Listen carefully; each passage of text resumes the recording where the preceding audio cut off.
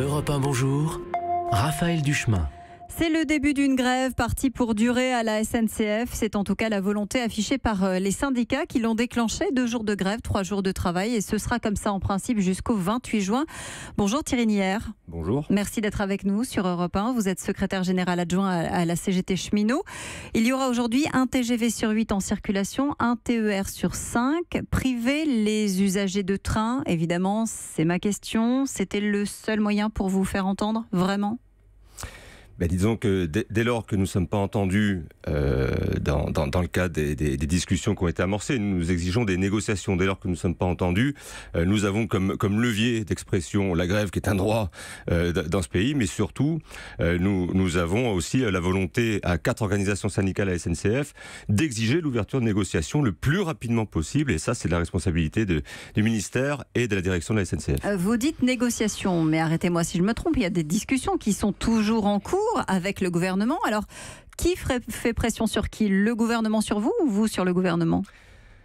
Tout simplement, il y a une série de concertations qui a eu lieu depuis mi-mars.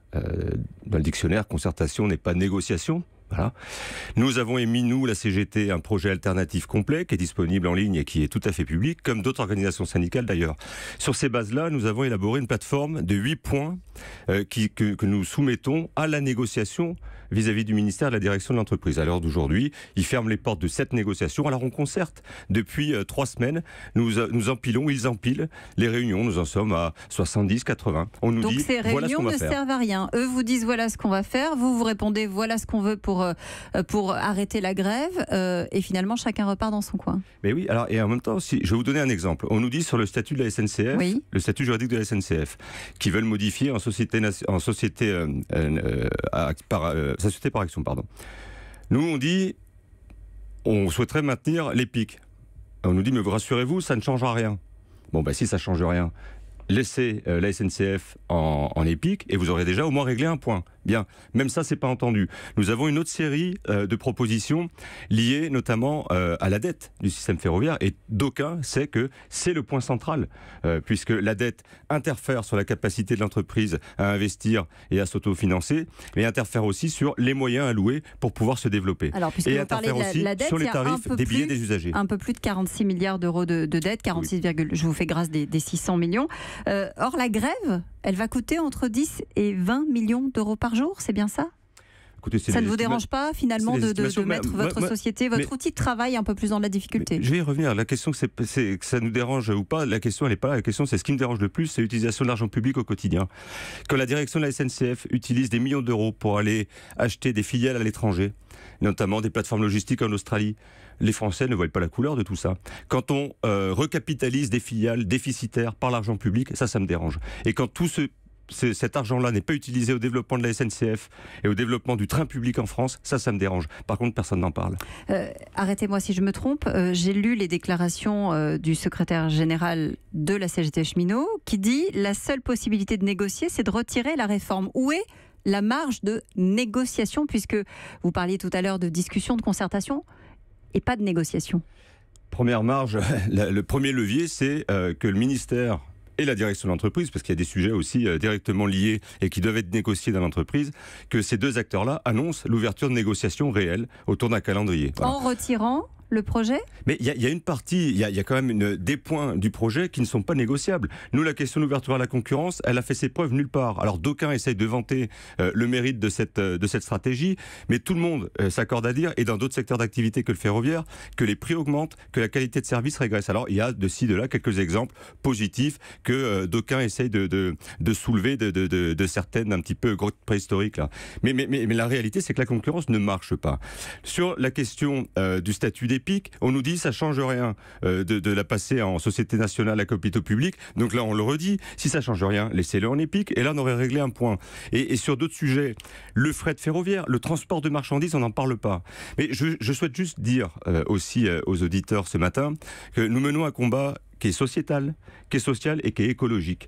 Parce que nous, on passe les slogans, on a un ministre du développement durable, Nicolas Hulot, qui a participé et qui a animé les COP21 et qui aujourd'hui va accepter qu'on fasse du business avec un outil public qu'est la SNCF et au détriment de l'écologie et au détriment de l'intérêt général. Vous devriez être de notre côté, Nicolas Hulot, c'est ça ? Comment ? Vous dites à Nicolas Hulot, vous devriez être de notre côté avec nous en grève, finalement, Je dis aux soutenir la grève ? responsables politiques, et Nicolas Hulot en fait partie aujourd'hui, que l'enjeu qui est posé aujourd'hui, c'est est-ce que l'État veut faire de son outil public un bien de la nation pour répondre aux besoins d'intérêt général en matière de transport, ou est-ce qu'il veut jouer au Monopoly avec la SNCF, comme d'autres gouvernements ont joué au Monopoly avec EDF, GDF, La Poste et France Télécom ? Dites-moi, on change quelque chose à la SNCF ou pas pour vous ? Est-ce qu'il faut modifier des choses ? Est-ce qu'il y a des choses qui sont bonnes à revoir ou pas dans ce qui est proposé ?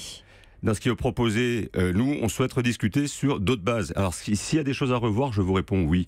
L'organisation de la production à la SNCF est à revoir. Et ça, c'est un choix directement lié c'est intrinsèque interne à l'entreprise. C'est des choix qui ont été dictés par le président de la SNCF actuel depuis de nombreuses années, de gérer l'entreprise en cloisonnant les activités, en gérant comptablement l'entreprise et en ne permettant pas aux cheminots de travailler ensemble. Je donne un exemple aujourd'hui. Un conducteur de fret n'est plus habilité à conduire un train de voyageurs et c'est aussi pour ça que des fois, des trains de voyageurs sont laissés à quai parce qu'on ne peut plus utiliser un conducteur de fret pourtant disponible pour tirer un train. Ça, c'est une aberration interne et ça, nous sommes tout à fait disponibles pour discuter de tout ça. Thierry Nier, vous savez que le gouvernement fait un test aujourd'hui avec cette réforme, cette grève. S'il lâche, c'en est fini des autres réformes aussi. C'est important, c'est symbolique. Alors, à considérer que toutes les réformes souhaitées sont bonnes. Nous considérons que non. Voilà. Et à un moment donné, moi, le test du gouvernement, le test social du gouvernement... C'est pas votre problème. Mais c'est pas la question. C'est que là, pour le coup, la responsabilité... à ce que la grève ne dure pas sur le calendrier proposé, c'est de sa responsabilité. Sa responsabilité, c'est d'assumer aussi qu'il y a un outil public en France qu'est la SNCF, comme d'autres d'ailleurs, comme d'autres secteurs d'activité. C'est vrai dans la santé, c'est vrai dans l'énergie, dans la télécommunication. Il y a des outils publics disponibles pour répondre aux besoins d'intérêt général. On ne joue pas avec ça, on ne fait pas de business avec ça. Tout banquier qu'on soit, on ne fait pas du business avec tout. Merci Thierry Nier d'avoir été avec nous ce matin et je précise que tout à l'heure c'est le directeur général de la SNCF, Claude Soulard, qui sera l'invité de Patrick Cohen. Rendez-vous à 7h20 sur Europe 1. Europe 1.